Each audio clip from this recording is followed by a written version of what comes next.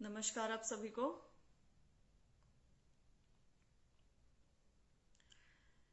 जैसा कि मैंने पहले ही कह दिया था कि पीजीटी संस्कृत की अभी उड़ाई है भर्ती। अब टीजीटी संस्कृत की बारी है, टीजीटी इंग्लिश की बारी है, सॉरी।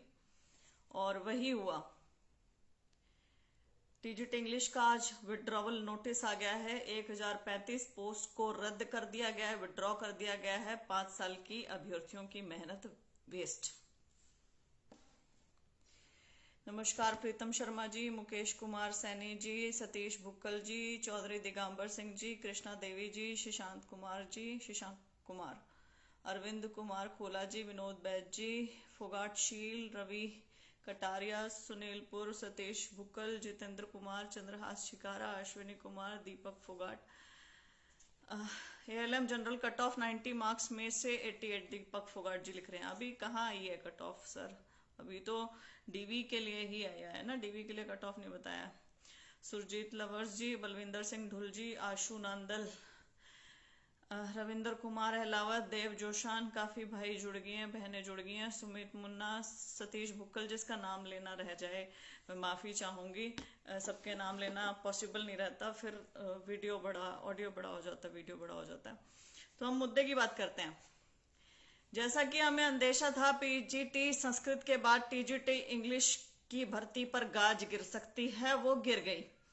आजकल हमें पहले से ही पता चलने लग गया है ना कि गवर्नमेंट अब आगे क्या करने वाली है। क्यों? गवर्नमेंट की यहां से सोच पकड़ ली है। तो अब ये गई है, अब अगली बारी किसकी हो सकती है? नियुक्तियों की तो बात ही नहीं हो रही है, बर्खास्तगी की बात हो रही है। एडवर्टाइज करते हैं, री एडवर्टाइज करते हैं, खुद बीच में शैक्षणिक योग्यता चेंज कर देते हैं किसी भी भर्ती की।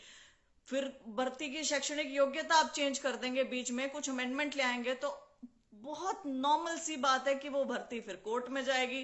कोर्ट में जाएगी तो उसकी ढंग से पैरवी नहीं करेंगे। सरकारी वकील मोटी मोटी फीसें तो वसूल लेते हैं, वहां अपीयर नहीं होते। जैसे टीजीटी इंग्लिश की पिछली 3 बारियों से कोई सरकारी वकील ही नहीं आ रहा था।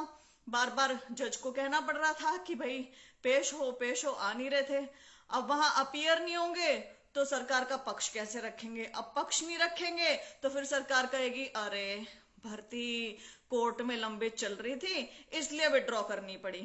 वो भी लिखित में नहीं देंगे, सिर्फ कोरी बातें रहेंगी, सिर्फ कोरी बातें। और खामियाजा किसको भुगतना पड़ेगा?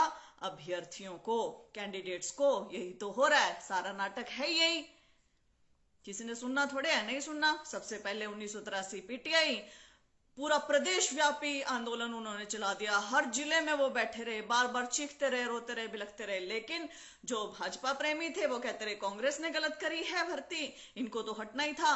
किसी के मन में भी ये संवेदनशील एंगल आया ही नहीं कि सोच के देखें, 10 साल बैठे थे, गलत भर्ती यदि हुई थी तो उसी समय पनिश करना था कमीशन के मेंबर्स को, चेयरमैन को, जिन्होंने गलत किया। इनको क्यों किया भाई? उसके बाद 816 ड्राइंग टीचर्स चले गए ऐसे ही। क्या वीडियो क्वालिटी सब ठीक आ रहा है? ऑडियो वीडियो ठीक आ रहा है ना? उसके बाद पीजीटी संस्कृत 523 पीजीटी संस्कृत हट गए। उसके बाद अपना टीजीटी इंग्लिश चले गए 1035। कितने लोग हो गए? 1983, 816, 523। अब ये 1035। आई गेस वीडियो बीच में रुक गया है, इज इट? तो 1083, 1983, सॉरी, 816, 523, 1035, इन सबको जोड़ा जाए। अब 1035 में तो इंटरव्यू हुए थे, शायद 3 गुना हुए होंगे, तो 3000 लोग होंगे। तो 3000 इनको गिना जाए। इतने लोग, इतने तो कैंडिडेट्स प्लस इनके परिवार इस चीज में इन्वॉल्व थे। कितनी बड़ी ह्यूमैनिटेरियन क्राइसिस हर एक रद्द होती भर्ती के साथ। क्या वीडियो ठीक से मिल रहा है सबको? हेलो एवरीवन, कृपया मुझे यहाँ पे लिख के बताइए, क्या वीडियो ठीक आ रहा है?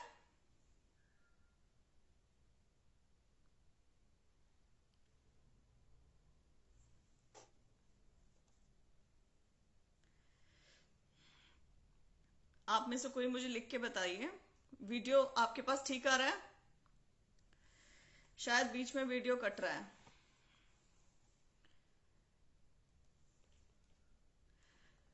दीपक भाई, आत्महत्या कोई सल्यूशन नहीं है। नहीं, गलत बात है आपकी। आत्महत्या कुछ क्या क्या क्या बिगड़ जाएगा इनका? क्या बिगड़ जाएगा? आप एक बात बताइए, आत्महत्या करने से क्या होगा? आप अपना नुकसान कर लेंगे, अपने परिवार का कर लेंगे, अपने बच्चों का कर लेंगे। इनका तो कुछ नहीं बिगड़ेगा ना। राइट? तो ऐसा विचार अपने मन में से त्याग दीजिए। तो इतने सारे परिवार इन्वॉल्व हैं इस चीज में। आप लोगों की 5-5 6-6 सालों की मेहनत को कतई जीरो कर रहे हैं एकदम से। आपका जैसे दिल कर रहा है आप वैसे चल रहे हैं, जीरो कर रहे हैं हर एक चीज को।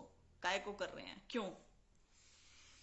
आप सरकार हैं, आपके पास डिसीजन लेने की पावर है, सब कुछ है। ढंग से पैरवी करवाइए ना कोर्ट में। ढंग से पैरवी क्यों नहीं हो रही है कोर्ट में? क्यों नहीं आपके वकील अपीयर होते हैं कोर्ट में? वहां पे ढंग से आप केसेस क्यों नहीं लड़ते हैं?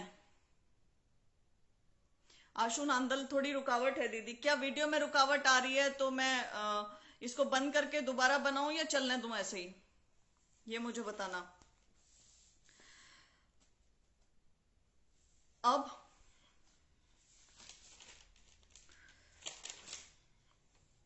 ये देखो, 6 साल में जो बच्चा 24 का होगा वो 30 का हो गया है। क्या उसके आगे उसकी थ्रेशोल्ड नहीं आ गया होगा? वो दोबारा पढ़ के पेपर दे सकता है वैसे ही? कितनी दिक्कतें आएंगी उस बच्चे को। अब कुछ लोग तो अपने ओवर एज हो चुके होंगे, और जो महिलाएं होती हैं खास करके, जो जिनका पीक टाइम उस समय पढ़ाई करके जिन्होंने सिलेक्शन लिया होगा यहां तक पहुंची होंगी, वो उन बेचारों के साथ क्या होगा? वो कहाँ जाएंगी? वो क्या करेंगी? मेहनत वेस्ट, पैसा वेस्ट, समय वेस्ट, एनर्जी वेस्ट, सपने आपने छीन लिए, जिंदगियों के ऊपर आपने बिल्कुल तबाह करके रख दिया परिवार के परिवार, आपके ऐसे डिसीजंस ने जो आप कारण तक नहीं बताते कि क्यों रद्द की। यहां पे मैं जानती हूं कि कुछ लोग मुझे कहेंगे कि टीजीटी इंग्लिश की भर्ती एडवर्टीजमेंट के अगेंस्ट हुई। तो मैं कहती हूं कि यही कारण लिख के दे दो ना कि टीजीटी इंग्लिश की भर्ती एडवर्टीजमेंट के अगेंस्ट हुई। लिख के देने में क्या दिक्कत है? ये बच्चे चैलेंज तो कर लेंगे कोर्ट में। क्यों नहीं लिख के देते? पीजीटी संस्कृत आपने हटा दिए। आपने खुद एचएसएससी के जो चेयरमैन है भारत भूषण भारती जी, उनकी खुद की स्टेटमेंट है कि पीजीटी संस्कृत की एडवर्टीजमेंट के मुताबिक ही भर्ती हुई है और अब हम इनके इंटरव्यू ले रहे हैं। तुम खुद ही स्टेटमेंट ऐसी दे रहे हो और फिर उसके बाद खुद ही इस चीज को वापस भी ले रहे हो। कमाल की बात है। ऐसे टीजीटी इंग्लिश के साथ किया। हाँ, अब ये मैं बाकी हरियाणा की जनता को बताना चाहूंगी कि जो पीजीटी संस्कृत है वो एडवर्टीजमेंट के हिसाब से हुई थी। बीच में इन्होंने अमेंडमेंट करके शैक्षणिक योग्यता चेंज की, लेकिन एडवर्टीजमेंट के हिसाब से इन्होंने रिजल्ट निकाला। बीच में अमेंडमेंट मानी नहीं इन्होंने। दूसरा, टीजीटी इंग्लिश एडवर्टीजमेंट के हिसाब से चल रही थी, लेकिन बीच में अमेंडमेंट करके इन्होंने जो शैक्षणिक योग्यता रखी उसके आधार पे कोर्ट ने कह दिया कि हाँ बाकी लोग भी एलिजिबल हैं, तो उन लोगों को साथ लेके इंटरव्यू करवाया। तो एक में अमेंडमेंट नहीं मानी, दूसरे में मैं अमेंडमेंट मान ली, और दोनों के एक का रिजल्ट निकाल के ज्वाइनिंग नहीं करवाई, दूसरी का रिजल्ट आने वाला था। दोनों भर्तियों में स्टे वेकेट हुआ है बीच बीच में कुछ कुछ समय के लिए, जिसमें ज्वाइनिंग नहीं करवाई गई। अब आप ये देखो कि अगर पीजीटी संस्कृत का ये कोई कारण बताते हैं कि हमने इसलिए रद्द करी, तो टीजीटी इंग्लिश बचेगी। और अगर टीजीटी इंग्लिश का कोई कारण बताते हैं कि इसलिए रद्द करी, तो पीजीटी संस्कृत बचेगी। लेकिन इन्होंने कारण दोनों में से किसी का नहीं बताया। बाकी यहाँ पे टीवी डिबेट्स में जरूर ये लोग बोल रहे हैं। तो जब तुम टीवी डिबेट्स में बोल सकते हो आके, तो तुम लिखित में कारण क्यों नहीं दे सकते हो? पागल समझ रखा है हरियाणा की जनता को। बच्चे बेचारे, युवा 5-5 6-6 साल, महिलाएं 5-5 6-6 साल पूरा अपना सब कुछ छोड़ बैठ के कि भाई अब ये रिजल्ट आएगा और मेरी नौकरी लगेगी। आपने तो सपने ही खत्म कर दिए। आपने तो इतना अधिकार तक नहीं दिया इन्हें कि ये इन्हें पता चल सके कि क्यों रद्द हुई।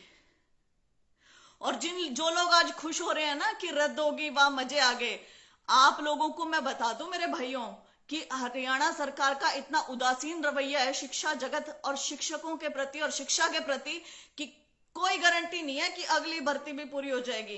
क्या गारंटी है कि अगली ये नहीं विड्रॉ कर लेंगे? अब मैं यहां पे इंग्लिश के लिए बोलना चाहूंगी कि इलेक्टिव इंग्लिश हरियाणा में है नहीं, ठीक है। इलेक्टिव इंग्लिश इन्होंने मांगी थी, कुछ बच्चों ने सबने फॉर्म भर दिए, तो बीच में कोर्ट ने elective English is equal to compulsory English कर दी। साथ में आरटीआई में यूनिवर्सिटीज ने भी लिख के दे दिया कि हमारे हरियाणा में इलेक्टिव कंपलसरी के बराबर ही है। तो उन बच्चों को भी दोष कैसे दे दूं जो पढ़ के और पेपर पास करके बैठे? उनकी भी क्या गलती? उनको तो कोर्ट ने अलाउ कर दिया, उनको तो आरटीआई फेवर कर रही है। और आपकी भी क्या गलती कि एडवर्टीजमेंट गलत छपी और आप लोग अप्लाई नहीं कर पाए। यहाँ युवाओं का, अभ्यर्थियों का दोष ही नहीं है।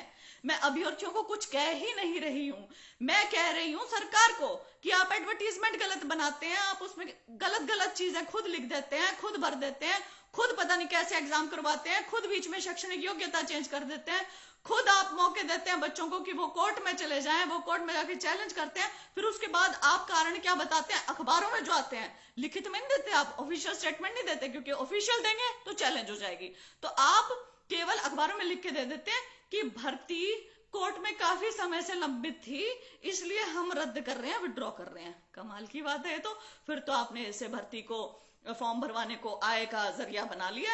आप फॉर्म निकालिए और बच्चे उसमें अप्लाई करेंगे, 500-500, 1000-1000 के फॉर्म रख लो और अपनी किटी भर लो। उसके बाद बीच में कुछ ना कुछ अमेंडमेंट ले आओ, अमेंडमेंट के बाद भर्ती कोर्ट में चली जाएगी। कोर्ट में आपने समाधान निकालना नहीं, क्योंकि आपके एडवोकेट्स वहां पे अपीयर नहीं होंगे। आपके एडवोकेट्स अपीयर नहीं होंगे तो डेट्स पे डेट्स मिलती चली जाएंगी। वो 5-6 साल 10 साल जब खिंच जाएगी भर्ती, तब कह देना कि कोर्ट में लंबित थी इसलिए हमने विड्रॉ कर ली। That's it, this is your modus operandi. ये चीज हो रही है हरियाणा में। काय को आप लोग उसको डिफेंड क्यों नहीं करते हैं? कोई समस्या होती है तो उसका होता है समाधान। जो बहादुर व्यक्ति होगा, जो सेन व्यक्ति होगा, जो समझदार व्यक्ति होगा, वो समस्या का समाधान ढूंढता है। समस्या से भागते हैं कायर। सच बात बोल रही हूं मैं। ये उन परिवारों का दुख महसूस करके देखो। आज 1035 जिनकी भर्ती रद्द हुई है, 3000 बच्चों ने इंटरव्यू दिया होगा, उनमें से 3000 बच्चे प्लस उनके परिवार। सोच के देखो कितना बड़ा वर्ग आपने एकदम से दुखी कर दिया है, कितना बड़ा। और जो ये सोच के खुश हो रहे हैं कि शुक्र है भर्ती रद्द होगी, उन्हें क्या लगता है नई भर्ती में सोशियो इकोनॉमिक इंट्रोड्यूस कर देंगे। हरियाणा से बाहर के लोगों का वैसे ही यहाँ पे भारी मात्रा में चयन हो रहा है। आपको क्या लगता है अगली बार आपका हो जाएगा? इस बार तो फिर भी हरियाणा के बच्चे लगते, अगली बार आधे से ज्यादा नहीं बाहर के लग जाए, देख लेना। और इंपॉर्टेंट एक और बात, PTI drawing teacher, PGT Sanskrit, TGT English, अगली बारी किसकी किस किस की भर्तियां अटकी हुई हैं? क्या उन बच्चों को नहीं लग रहा होगा डर? आईटीआई इंस्ट्रक्टर वाले रोज की रोज मुझे लिखते रहते हैं, रोज की रोज बेचारे आईटीआई इंस्ट्रक्टर वाले ट्विटर पे कभी कुछ चला रहे हैं अभियान, कभी यहाँ पे चला रहे हैं। अगली तलवार क्या पता उनके सिर पे गिर जाए। आप ये कह दो भर्ती कोर्ट में लंबित है इसलिए, वाह आपका तो बहुत बढ़िया काम है, समाधान निकलता नहीं, भर्ती कोर्ट में लंबित है, जेएलए जाएगी, जूनियर लेक्चरर असिस्टेंट, वो आप रद्द करेंगे। क्या बात, बच्चे थोड़ी ना खड़े होंगे आपकी तरफ से कोर्ट में जवाब देने के लिए। एडवर्टीजमेंट में चेंजेस तो आपने किए हैं, शैक्षणिक योग्यता तो आप चेंज कर रहे हैं, हर एक चीज तो आप कर रहे हैं, तो क्यों ना मैं इसे तानाशाही कहूं कि बिना बात के आप अपने हाथ भी खींच लेते हैं। तो ये तो कितना जबरदस्त सिस्टम हो गया। पैसे कमाओ फॉर्म से, उसके बाद अटकवा दो भर्तियां, उसके बाद सब खत्म, फिर नेक्स्ट बारी फिर पैसे कमाओ फॉर्म से। और ये तो 2015 के अब 9 की 9 वैकेंसीज कैंसिल कर रहे थे। ये तो भला हो विपक्ष का और बाकी बच्चों का और सोशल एक्टिविस्ट का कि उन्होंने ये भर्तियां बचाई। कुछों के फॉरेस्टर इत्यादि एक्साइज टैक्सेशन रिजल्ट तो आए इन बच्चों के, वरना इनके भी ना आते।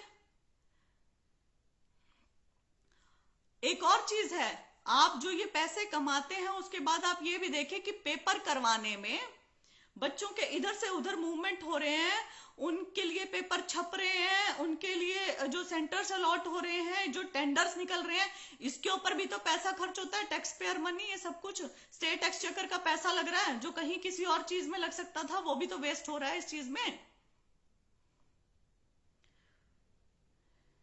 इतने अमानवीय हो गए आप। समस्या है, समाधान नहीं निकाल रहे आप, बस पल्ला झाड़ना है, पल्ला झाड़ना है। विपक्ष बोले, हम जैसे लोग बोले, बच्चे बोले, आंदोलन करें, सब कुछ, जवाब ही नहीं देना किसी का कुछ। तिया पांचा कर दिया भाई थारा, तो बस ये तिया पांचा, वाह। ये दुख हो रहा है मुझे दिल से बहुत ज्यादा। अमित यादव जी लिखते हैं आईटीआई का बता दो भर्ती होगी या नहीं, वरना कोई प्राइवेट जॉब ढूंढ लें। भाई मुझे नहीं पता भर्ती होगी या नहीं होगी, क्योंकि हमें कोई आइडिया नहीं है होगी या नहीं होगी। आप बता दो मुझे होगी या नहीं होगी। मैं तो ये कह रही हूँ कि हर एक चीज से पिंड छुटवा रहे हैं। मजबूत पैरवी क्यों नहीं होती कोर्ट में, मजबूत पैरवी क्यों नहीं करते वहां पे, ढंग के वकील क्यों नहीं खड़े होते। ये सरकारी वकील किस बात की फीस लेने लग रहे हैं इतनी मोटी मोटी, क्यों नहीं खड़े होते हैं। सतीश बुक्कल, आप किस बेस पे कह रही हो कि इंस्ट्रक्टर भर्ती कैंसिल होगी। सतीश बुक्कल भाई, मुझे कोई शौक नहीं है बोलने का। मैं कह रही हूं कि इनके पास एक जवाब है कि भर्ती कोर्ट में पेंडिंग है, इसलिए तो क्या गारंटी है कि इसको भी नहीं कर देंगे।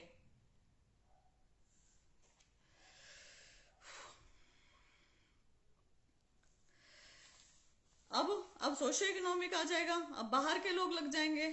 अब क्या होना, अब यही होना है।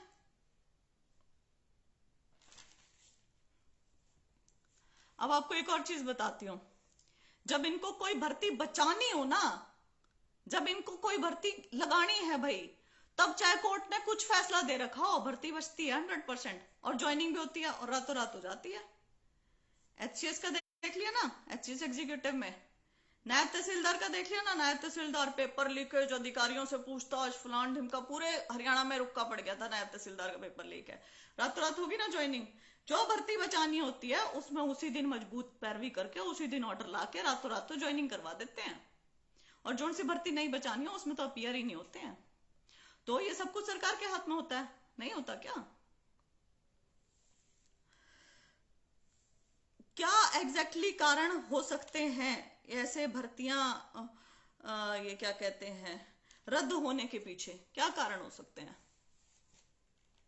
कारण है युवाओं के प्रति, रोजगार के प्रति उदासीन रवैया, और खासकर शिक्षा के प्रति और शिक्षकों के प्रति उदासीन रवैया।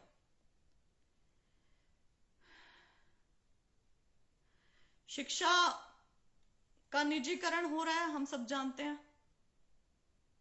शिक्षा का निजीकरण प्लस कैसे, बहुत सारे जो स्कूल्स हैं ज्यादा बच्चों वाले, वो गोद दिए जा रहे हैं। राइट, शिक्षा का निजीकरण होता चला जा रहा है, उसी के ऊपर सारा सारा जोर है।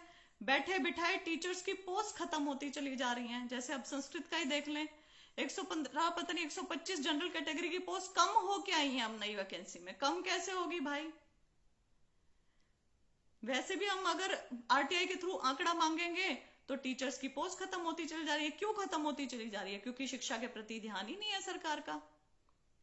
फिर उसके बाद जेबीटी के हालात हमें पता है, जेबीटी की कोई भर्ती नहीं हुई है, लेकिन एस्टेट टाइम से करवाएंगे हर साल। एस्टेट से हर साल करोड़ों की कमाई हो रही है।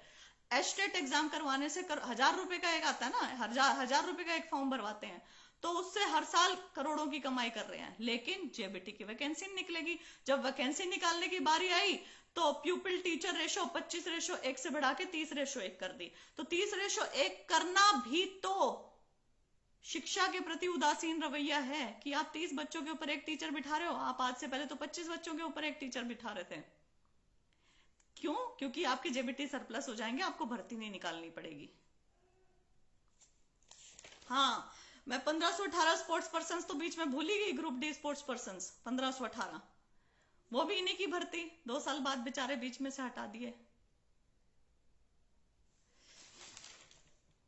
आरोही का रिजल्ट नहीं आ रहा है। आरोही के भी तो 1,000 रुपए के फॉर्म भरवाए थे, कितना टाइम बीत गया उनको, कोई रिजल्ट नहीं। लेना ही नहीं ना शिक्षा से, कुछ लेना देना ही नहीं है।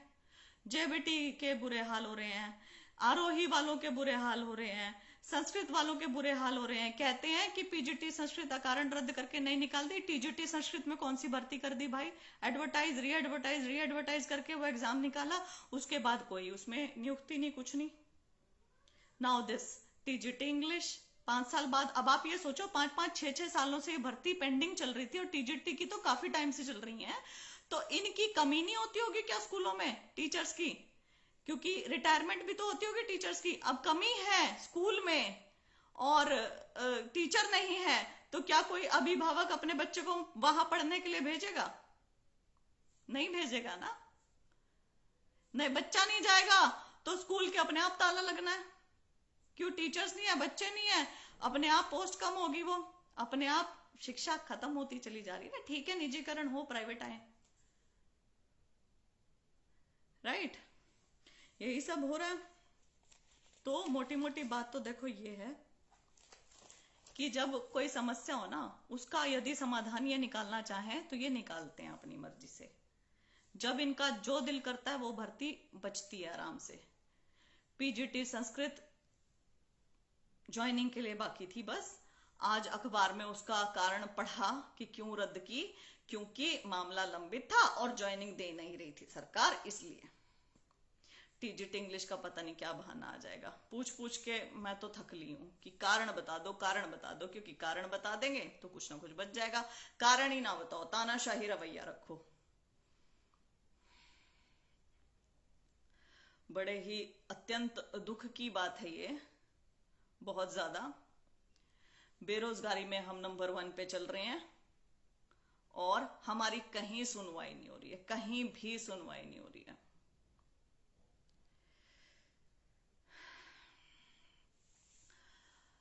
ना केवल कहीं भी सुनवाई नहीं हो रही है, सोशियो इकोनॉमिक के अंक जो अब ग्रुप बी में इंट्रोड्यूस कर दिए गए हैं वो बेहद खतरनाक हैं, बहुत ज्यादा खतरनाक। उसके साथ हरियाणा में बाहरियों का भारी मात्रा में चयन, ये बहुत खतरनाक बात है।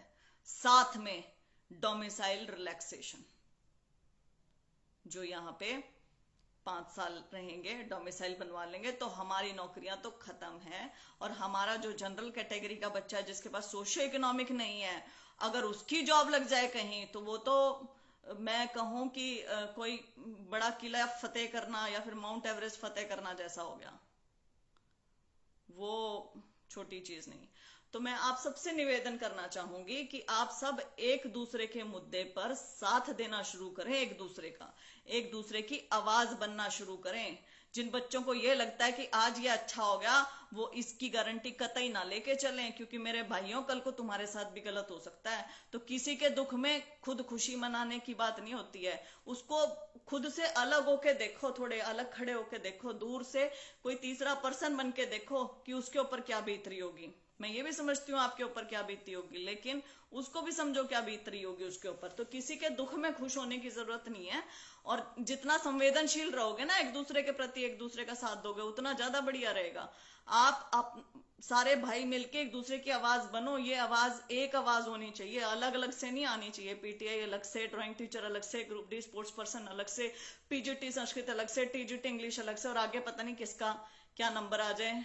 आप अलग अलग बोलते रहेंगे ऐसे तो काम नहीं चलेगा। तो आपको इकट्ठे होना पड़ेगा, इकट्ठे एक साथ आओ, इकट्ठे एक आवाज बनो, इकट्ठे अपनी बात कहो, पूछो। नहीं तो अलग अलग तो सबको तोड़ ही रहे हैं, अलग अलग तो टूट ही रहे हो आप लोग। अलग अलग क्या बचेगा, किसकी सुनवाई होगी? नहीं होगी ऐसे। तो मैं तो बहुत ज्यादा इस चीज में दुखी हूं, और मैं तो निवेदन ही कर सकती हूँ सरकार से कि आप कृपया थोड़ा संवेदनशील होके अपने लीगल टीम को थोड़ा झकझोरिए और कहिए कि सरकार की मजबूत पैरवी करें वहां पे, और इनकी भर्तियां बचाएं, ना कि रद्द करें इनकी भर्तियां। और रद्द करते हैं तो कम से कम इन्हें कारण बताएं। मनिंदर साहब लिखते हैं, श्वेता दीदी प्लीज आप अकेले इतना दुखी मत हो, ये सबका मुद्दा। मैं ये चीज जानती हूँ भाई, ये सबका मुद्दा है, लेकिन क्योंकि मुझे कुछ लोग सुन लेते हैं तो ये मेरी भी जिम्मेदारी बन जाती है कि मुझे बोलना है, और ये मेरी सेल्फ इम्पोज ड्यूटी भी है मेरे भाई कि मुझे बोलना ही बोलना है, क्योंकि मैं इस सिस्टम से पीड़ित इंसान हूं। मैंने अपने जीवन का एक बहुत इंपॉर्टेंट समय इस चीज को दे दिया है, और उसके बाद मैं भुगत भोगी हूं। तो ये सेल्फ इम्पोज मेरी ड्यूटी आप लगा लो कि मुझे तो बोलना ही बोलना है इस चीज के बारे में। मैं तो बोलूंगी बोलूंगी। मैं तो यही कहूंगी सारे भाई एक दूसरे का साथ दो इस चीज में, अपनी जाति से ऊपर होके, अपने धर्म से ऊपर होके, हर एक चीज से ऊपर होके एक दूसरे का की आवाज बनो, बहुत ज्यादा जरूरी है। यदि किसी के कुछ भी सवाल है, कुछ भी है, तो मैं यहाँ टेकअप करूंगी, अदरवाइज मैं इसे एंड करूंगी। और मैं बाकी भाइयों को कहूंगी, आईटीआई इंस्ट्रक्टर वाले हैं या ये जेएलए वाले हैं या आरोही वाले हैं, अपने रिजल्ट के लिए आवाज उठाओ, कोशिशें करो। अदरवाइज ये भी क्या पता क्या कारण देके खत्म कर दिया जाए। मैं किसी के विरोध में नहीं बोल रही हूं, मैं आप ही की साइड हूं। बस इतना समझने की बुद्धि रखना और एक दूसरे का साथ दो। बहुत बहुत धन्यवाद। Good night.